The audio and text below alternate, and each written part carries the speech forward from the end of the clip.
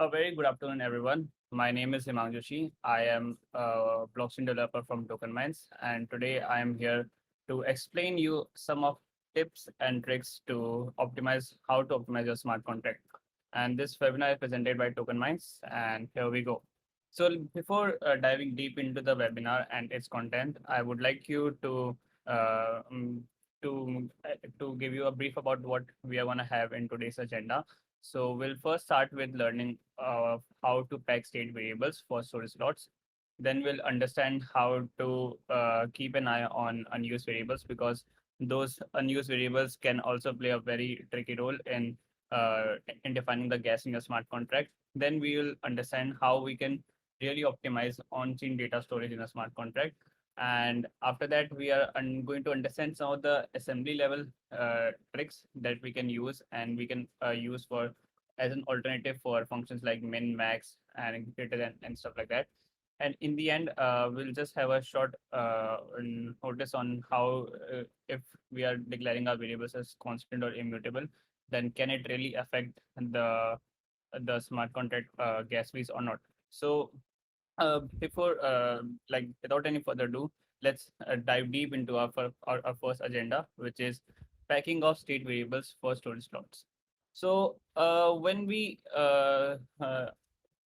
say packing of storage variables, what does it mean? So basically, in every line uh, of the smart contract, the variables are stored in a storage slot.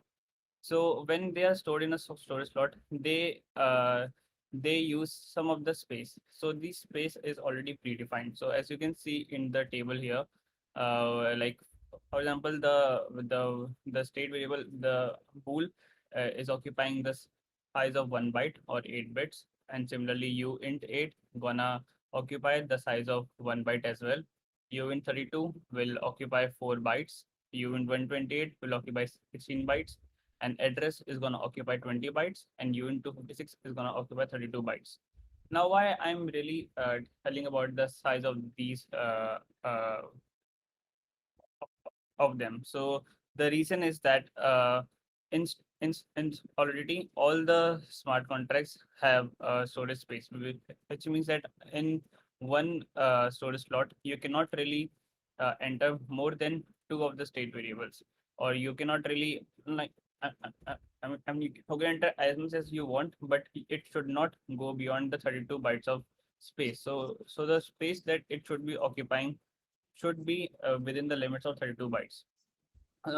Let's understand this by using an example of the code directly.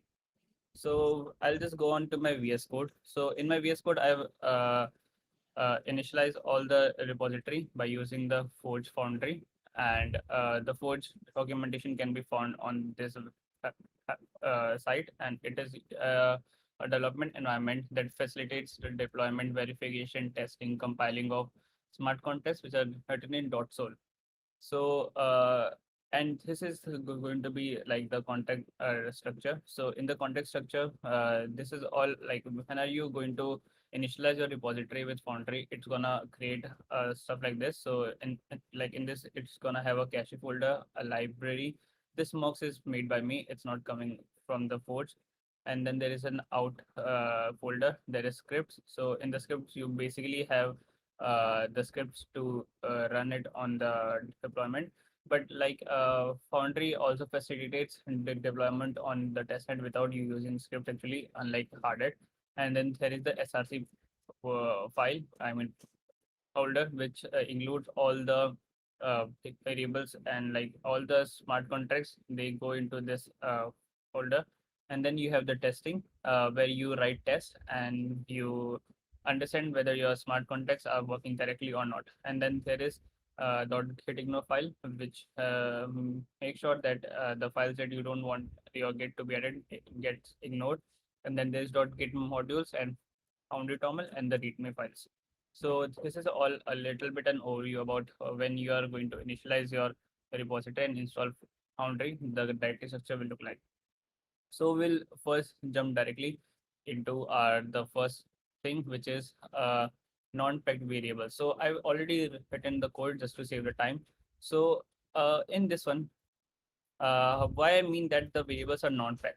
And like as I explained earlier as well, what does it really mean by a variable when I say it non-packed? So you can see that like as I explained here, bool is going to occupy a space of 1 byte.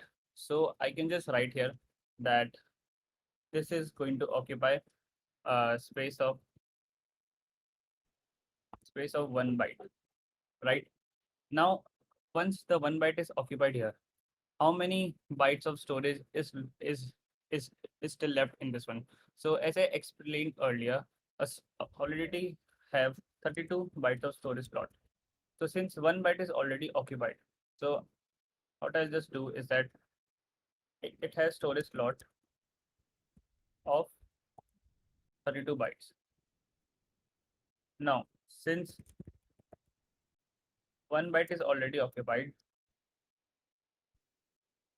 how many storage? The remaining slot is 32 minus 1 byte, 32 minus 1, which is equal to 31 bytes. Now, what Solitaire will do is that it's gonna try to facilitate the next declared variables into the source slot. So now the pointer is gonna go to this line, and then it will check that, oh, the variant like it is declared as uint 256 here. Now, as I've shown here, uint 256 is gonna take a size of 32 bytes. So now the size here is 32 bytes, but the remaining size in this slot. So I'll also explain. I'll also mark it as slot one. So now the remaining size in slot one is actually of 31 bytes, but it requires 32 bytes. So now already will actually assign this variable into the slot two.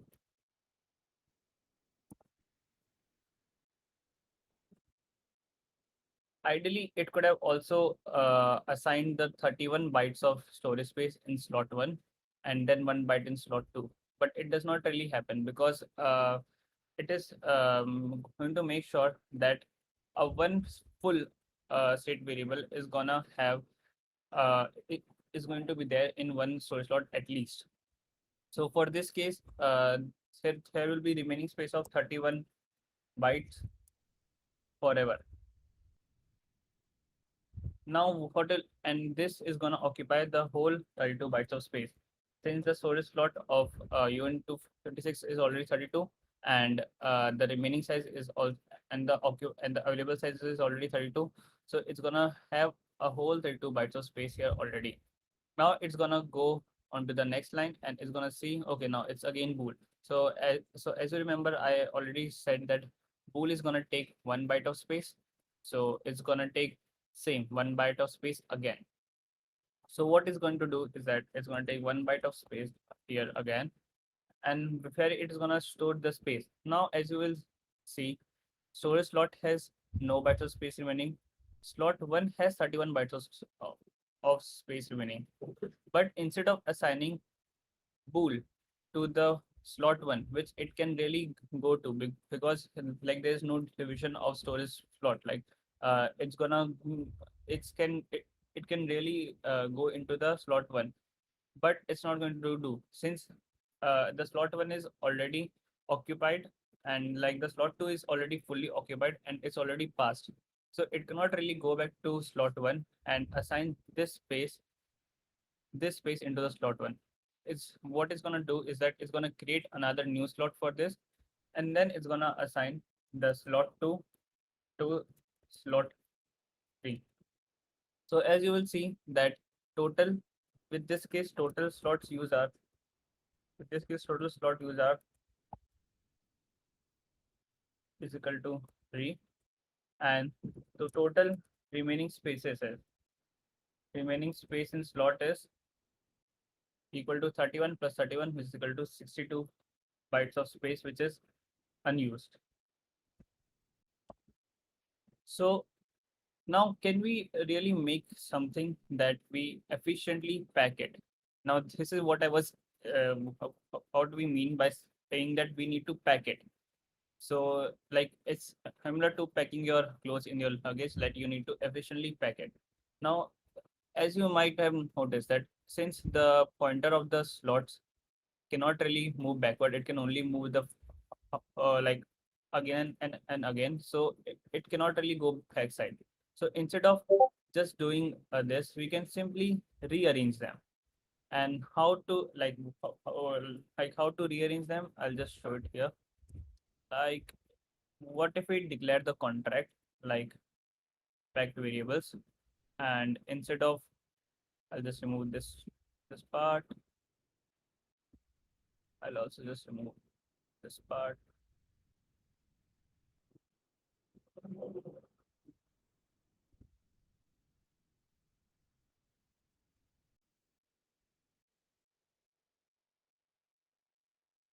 So now I've explained, like I've entered the packed variables here, a new contract, and what I've done is I've rearranged the bool, which was actually here, like it was beneath the D1 to 56, and I've rearranged it.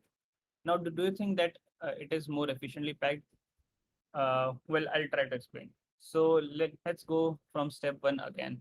So the step one is going to see that how many space or storage slot is used by the alpha. So alpha is using one slot, 1 byte, and the slot number is 1. Okay. Now it will go to the bool gamma. Now bool gamma is gonna also use 1 byte, and the remaining space is equal to 31 bytes in this one. Now it's gonna go to the gamma. It's gonna check with gamma that how many space of gamma is left and how many space gamma needs. Gamma just needs 1 byte of space. Now it will go to the slot one and check, can it really facilitate 1 byte of space in this? It's gonna go and see 31 is greater than 1. So yes, it can really store the 1 byte of space here. So it's gonna go back into the slot one, and then it's gonna store it in slot one. And now the remaining space is going to be 30 bytes in this case. Uh, Now it's gonna go to another line, which is check the space used by beta. So it's gonna use space of 32 byte.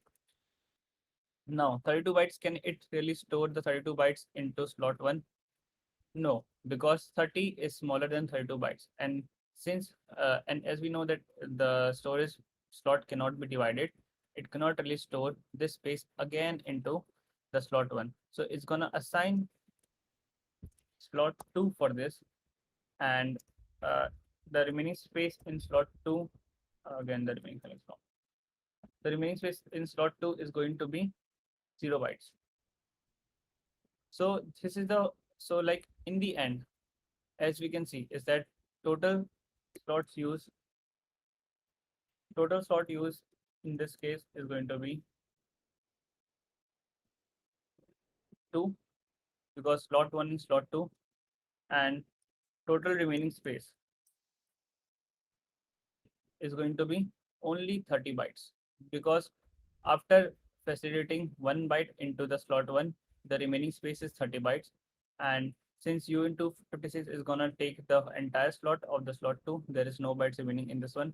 So 30 bytes of space is remaining here. Now, as we compared, 30 bytes of space is unused.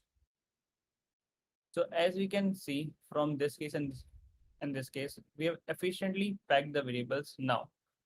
So like in the first case, it was using actually 3 slots, but now it is using just 2 slots. In the first case, when the total remaining bytes was 62 bytes, which was unused, it is using less than the half of those space. So like 32, like only 30 bytes of space is unused. So this is called the efficient packing of variables. So now what I've done is that I've written a test for it, and I'm just simply gonna go and run the test on this one, and we'll understand how much space is actually used and how much gas we can actually save on both of these cases. So what I'll just do is that I'll just simply comment this out, because I already have a same file here. and I'm just gonna run force test. Uh,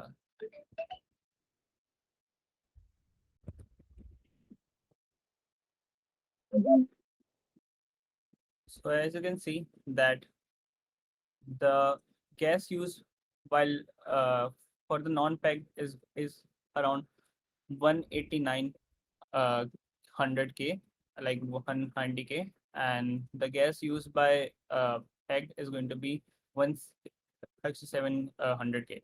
So like almost 200K of gas is almost saved in like in this case. So like we understand now that if we are efficiently storing the variables, then it can really save a large amount of space. Like in this contract, the contract was very minimal and very basic. So now imagine like if you are developing a big marketplace or DeFi kind of contracts, then in those cases, the gas saved could be very massive. And also while I'm explaining this one, an additional part is that after like you might notice that here in this case uint32 is using 4 bytes and uint8 is using 1 byte. So like someone might have a question that instead of using 256 of the like can we use uint2 uint32 or uint8? Yeah, well, we can really use this. There is not an issue in using them, but it should depend on to the behavior of your contract. Like if your contract requires it to be housing, then we should use it because like when there is unnecessary type changing, it also costs a lot of gas. So uh, if into the if in a contract there is going to be further calculation where uint8 is going to be ultimately converted to uint256 to have a calculation. So for example, if you for example if you declare a contract where uh, like if you declare a contract where you first declare uint8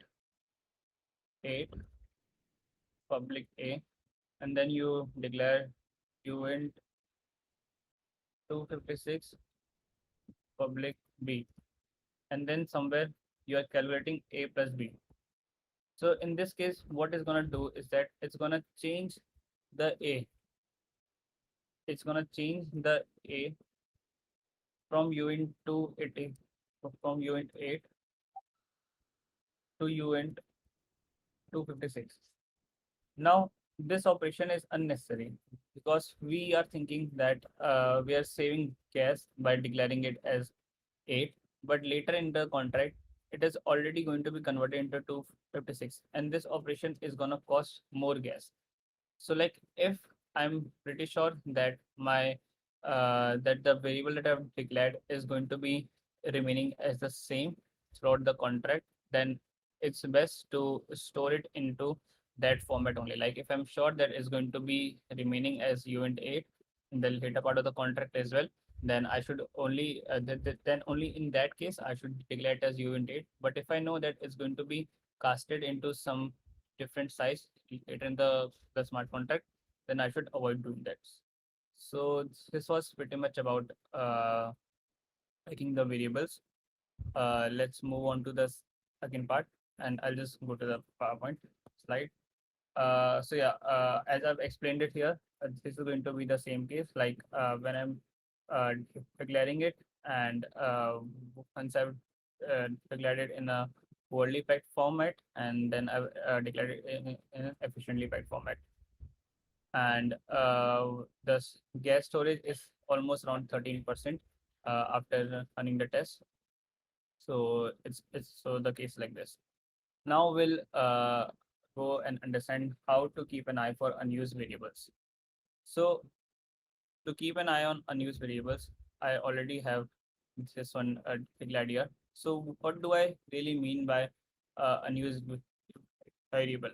So like in this contract, as you can see that this contract is an inefficient contract, and here I'm declaring public result, and then I'm also declaring unused variable, which is 10. So, and then I go and enter into a function which is called calculate. So where I pass u int a, u int b, and it's public. So now what I'm going to do is that the result is going to have u int a plus b. So now this portion is now used, right? But I'm just assigning the unused variable as unused plus a, and I'm not really gonna use it later into my contract anywhere. So instead of using this, we can just simply remove this or comment it out. And since I know that this is not going to be used anywhere else, like why it's not going to be used anywhere else, and why it is you like it's going to be used here. So like you might be wondering that result is also not really using like anywhere else. So the catch is here into the modifier. So I've modified the result as public. So basically, when I'm gonna deploy my smart contract, it's going to be there into the read contract side, and it's going to be listed there. So basically, whatever function of calculation is happening there, I can read it onto the smart contract there. So like it's going to be visible there. So the visibility is the reason that it is used in the contract, like as such. But in this case, the unused variable, it's not used anywhere because the visibility is private, and and there is no any further part of this contract, and and now I'm very certain that this portion is doing nothing for the contract. So that's why this is an unused variable. Like this does not mean that every private variable is going to be an unused one. It's just that in this contract, in this context, it is unused because I cannot read it, and I cannot really see like what the value has been assigned to it, or how it is incrementing its value or stuff. And and the other case that uh, like I'm not able to write anything on it or read it. So that means this variable is actually unused, and I can remove it from it, and I can make my contract more efficient. And this one is actually a very common thing to happen, is that like when you're developing, especially into the DeFi contracts, or when you are developing AMMs, or you're developing V4 hooks, it it happens a lot that since it requires a lot of calculations, most of the cases, like in every contract, you might find two or three unused variables for sure. Now, this is not really a very severe bug or something like that, but yeah, it can save some of the gas fees, which would have been otherwise made the contract a little bit of more expensive. So I have one inefficient here and one efficient here. So like in the efficient contract, I've just removed that line, and I've removed the state variables. And so like in this case, also occupying any storage slot, because in this one, uh, like because in this one I was also occupying a storage slot. So yeah, one more thing, like if I'm not defining what kind of event is here, it's gonna automatically use as event 256. So so so so like in this case, I'm using two slots, and in this case, I'm just using one slot.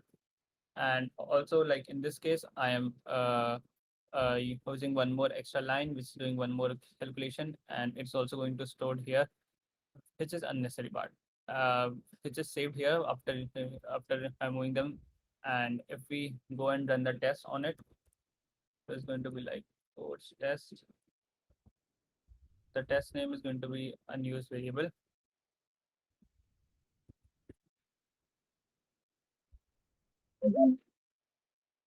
As you can see, the inefficient contract is going to use gas fees of 39,000, and the efficient is using gas fees of 34,000. So almost you're saying 5,000 gas.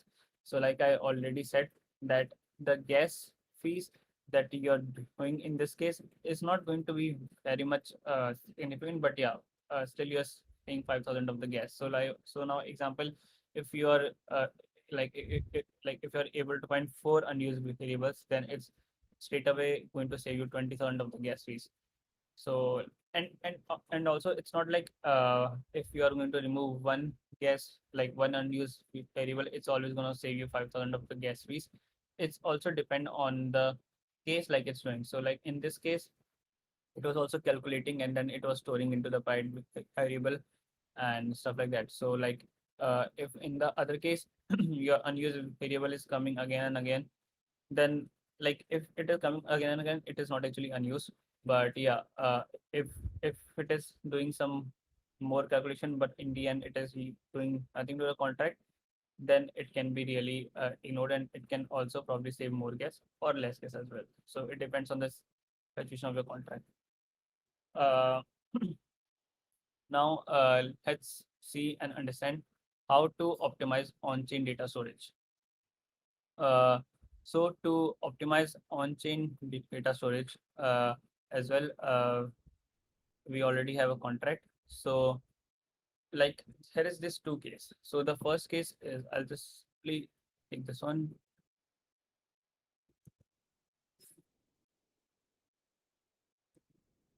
So now here I have declared two contracts. So the first contract is the voting storage, and the another contract is the voting events. So now since we are learning about gas optimization, uh, I'll give you 5 seconds of time, and you need to think that what, uh, like which contract is gonna have more gas or which contract is gonna have the less gas, and after that I'll just answer.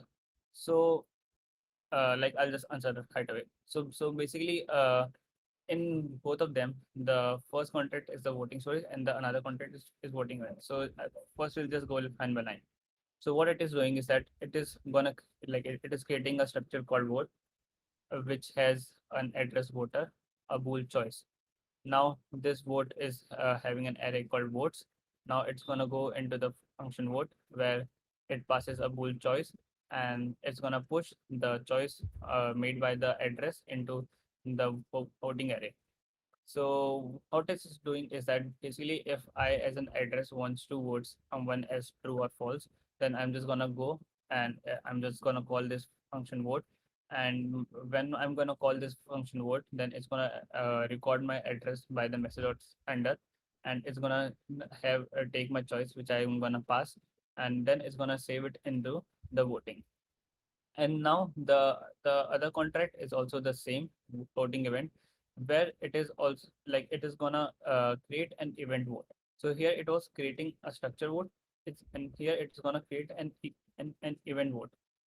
So now in this event vote, it's gonna have an index voter address and the bool choice similarly as this one.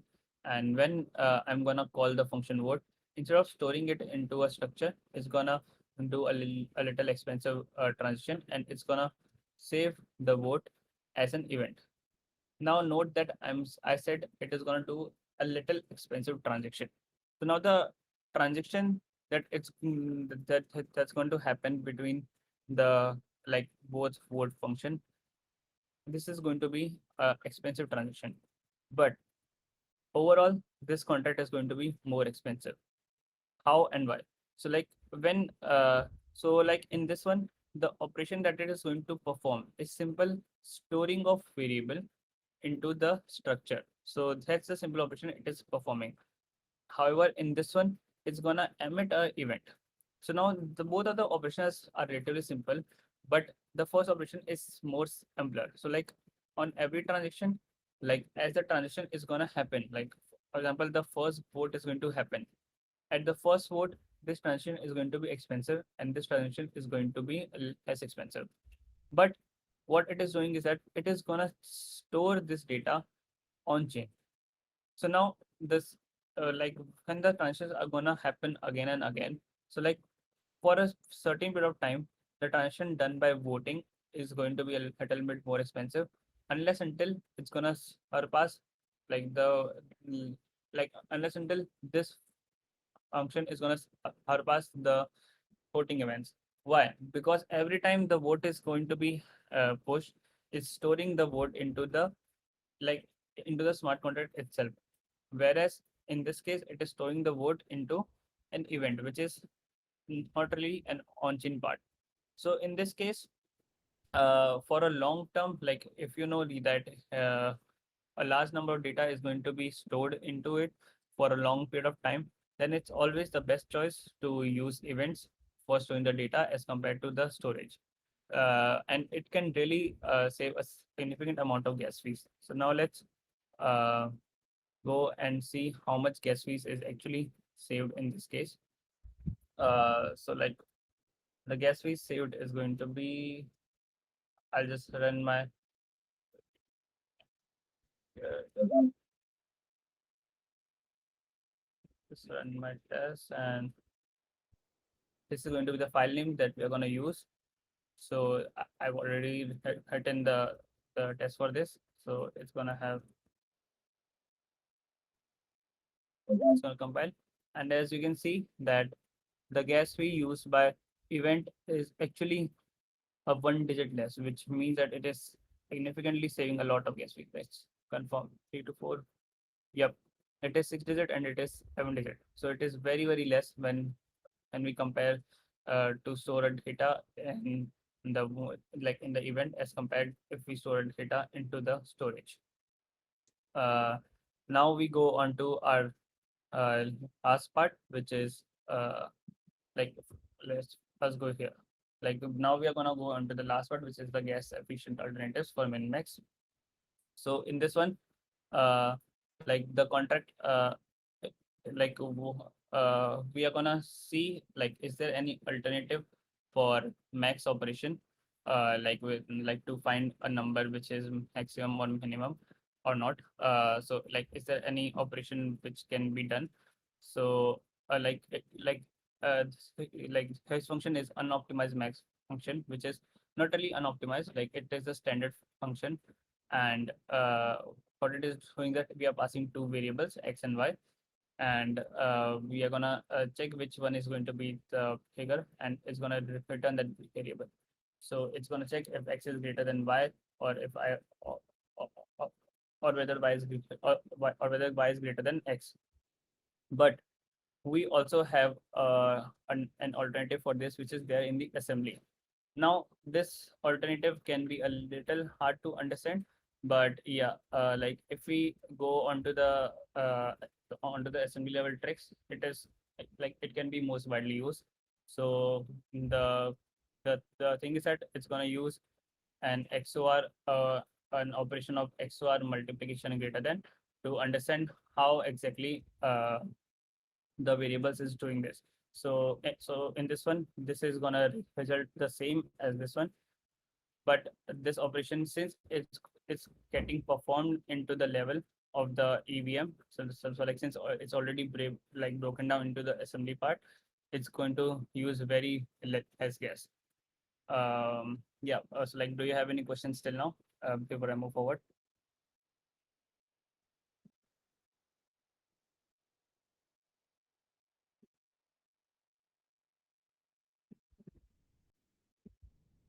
Yeah, so I think you can just explain the assembly code more. Amen. Uh, yep, sure, sure. Okay. So to explain the assembly code more, I'll just simply write uh, a, a txt file, and I'll try to explain the assembly code more here. So what it's doing in the assembly code is that I'll just first copy this one, and yeah.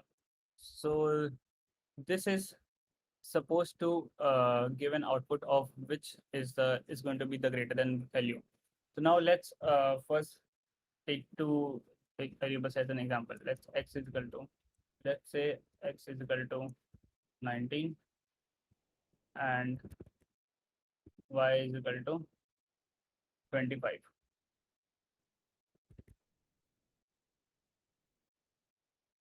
So what we need to do is that we need to first, we'll go into this one, like okay, let's try to break them. So first we are going to perform XOR of x and y. So the first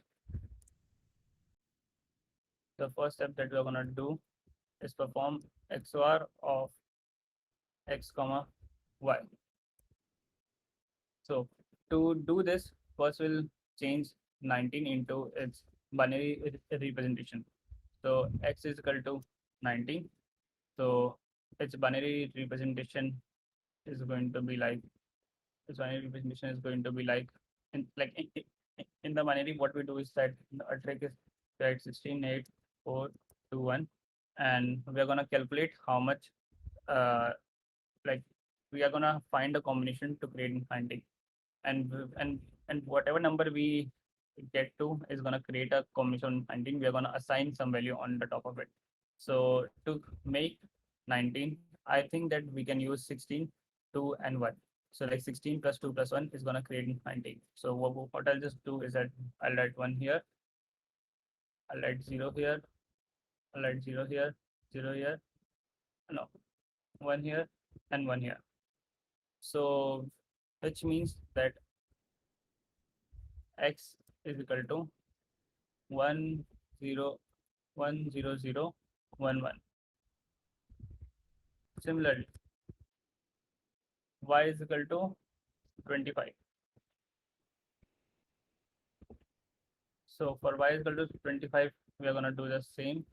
That is 16 8 4 2 1.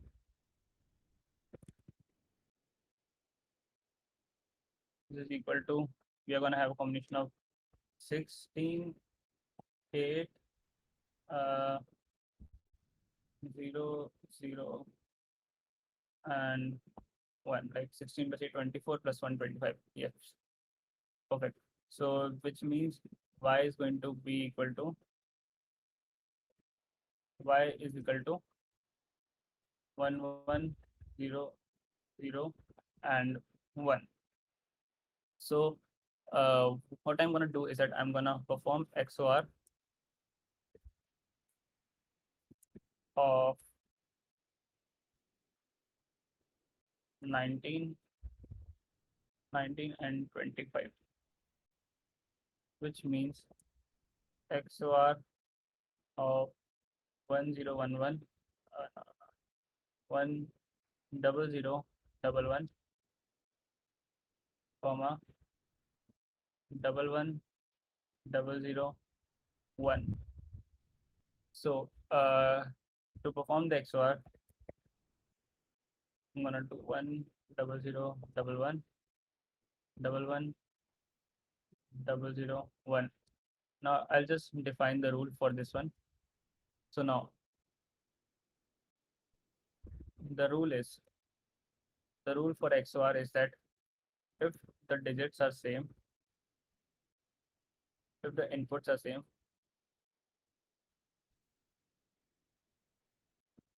result will be 0, otherwise 1. So now we'll check with the input. So 1 and 1 is same, so the input will be 0. 1 0 1 are different, so the output will be 1. 0 0 same, so it will be 0. 1 0 is different, so output will be 1. 1 1 is same, so output will be 0. So now the XOR of 19 comma 25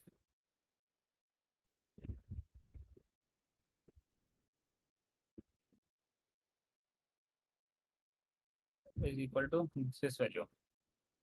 So that's the value we have got, and I'll just mark it as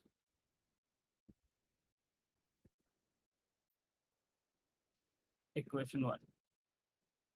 Now we'll go on to the another part, which is greater than y gtyx. So what I mean by gtyx is that, now we'll go on second step,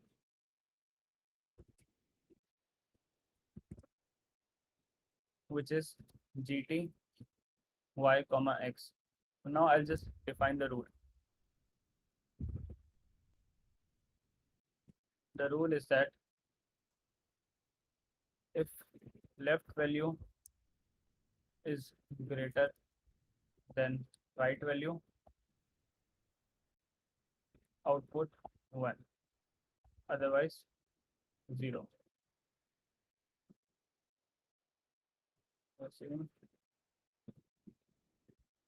then result 0, otherwise 1. So this is going to be the value. Now we are gonna go GT of 25 comma 90.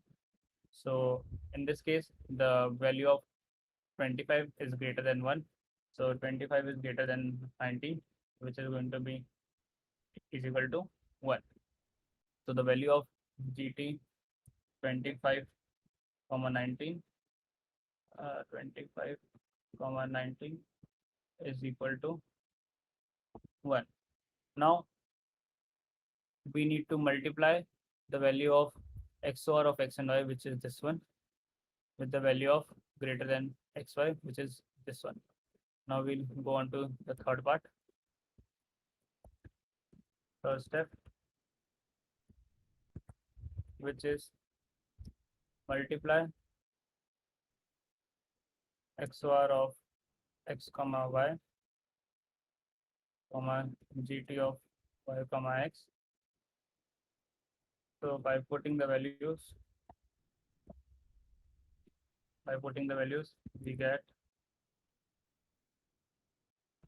we get mul 0 1 0 1 0 comma 1.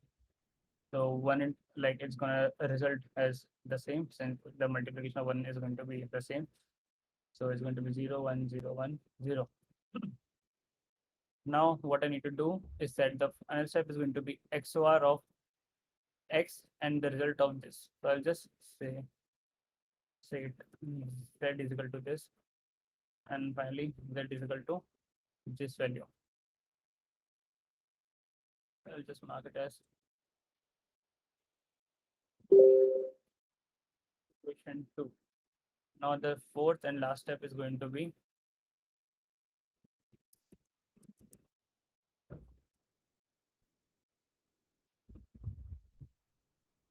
uh, XOR, XOR of this one. Just copy it, which is equal to XOR of actually X comma Z from here. So which is going to have XOR of X, which is this value. Sorry. Comma 0 1 0 1 0.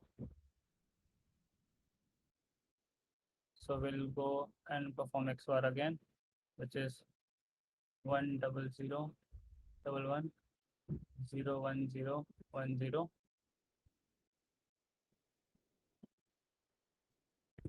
It's going to be like XOR of this is like according to the rules. If the results are if the input are same, then result is 0. Otherwise, 1. So the input are different. So it's going to have 1 1 0 0 1. So if we convert it back into the numeric format, this is going to have 16 8 4 2 1.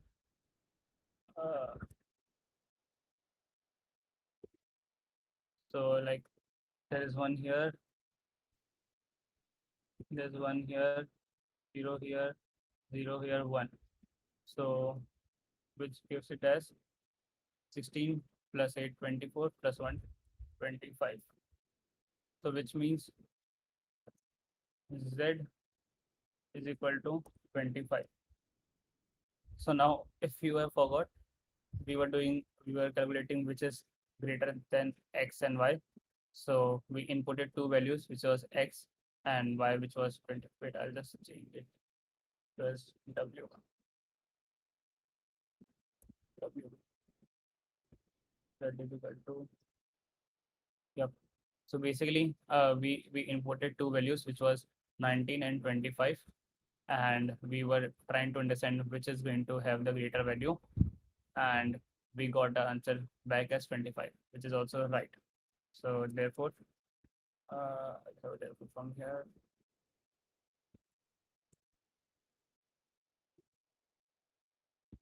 Therefore, 25 is greater than 19. Now, this may seem as a very big operation, but it is actually very gas efficient in solidity, since what we have done here is we have calculated it into the assembly language equivalent.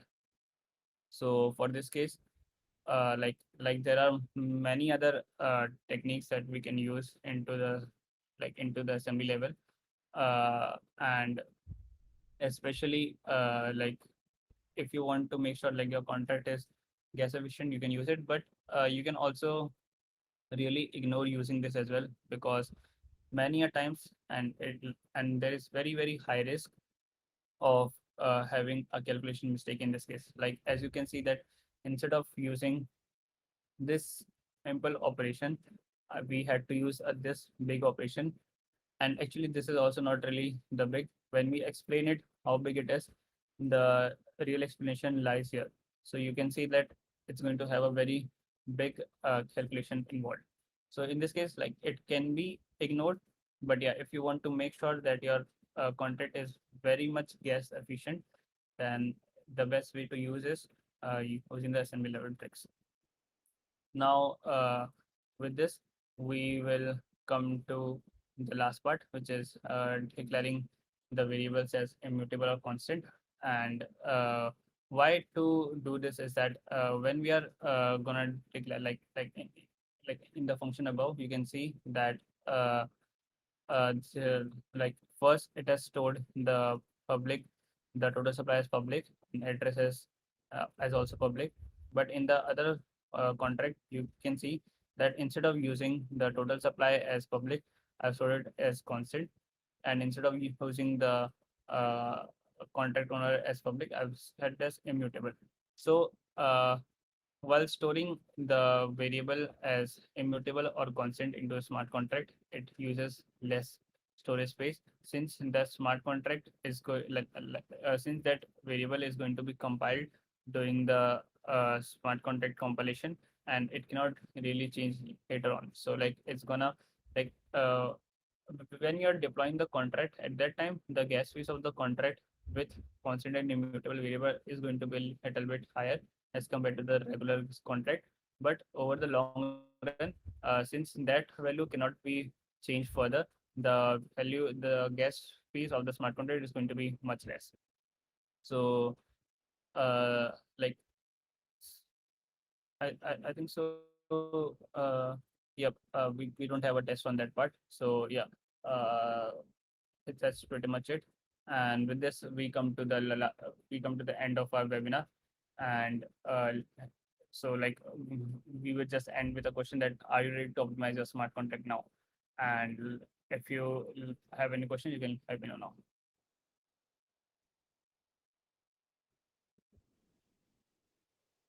All right. Thank you so much, Hemang. So, amongst our guests, do you guys have any questions?